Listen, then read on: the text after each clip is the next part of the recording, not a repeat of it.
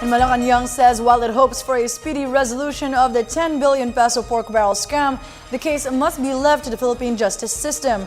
Presidential spokesman Edwin Lasierda also says so far the latest provisional state witness, former Technology Resource Center Chief Dennis Cunanan is still being evaluated by the Department of Justice. Ignacio.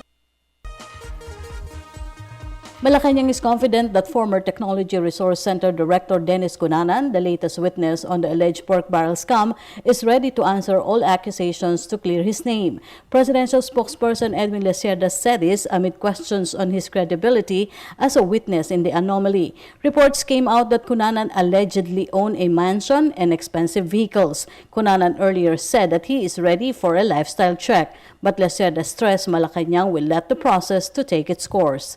The evaluation of Dennis Cunanan as a witness is being done by the DOJ, and as Secretary Laila de Lima already said, that Mr. Cunanan is prepared to face any questions on his role as TRC director, including the latest revelations that came out. So he is prepared to face off with whatever accusations there are, and he's prepared to clear his name. But insofar as the palace is concerned, we will leave it with the DOJ because in charge of gathering evidence and gathering witnesses. He is the latest person to volunteer to be a whistleblower, and so we will let the prosecution take its course. Lasierda added that this is not the first time that a witness will undergo a background investigation, especially a high-profile case like the misuse of PDAF. We are in a democratic space. There will be people who will be investigating the background.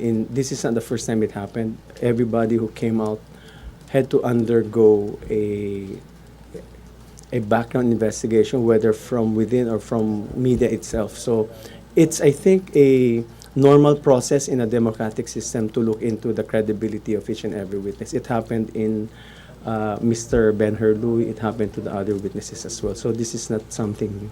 The palace official reiterated that the Department of Justice has enough evidence against those charged in the pork barrel scam. But Lasierda said, as a separate entity, the executive has no authority to interfere with the investigation by the Office of the Ombudsman on the case. Just because it was filed by DOJ, the Ombudsman will immediately file it before the Sandigan Bayan. It has to also process, because under the law, it is the Ombudsman which files cases before the Sandigan Bayan. It is with the Ombudsman, so again, but it is not within the executive branch. The Aquino administration hopes for a conviction in the scam under this term, but Lasierda explained Malacanang respects due process and the justice system. Senate President Franklin Drilon had already filed a bill for additional court to hasten resolution not only on the pork barrel scam but also other graft cases.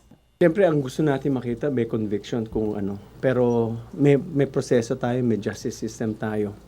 For the People's Television, Ignacio.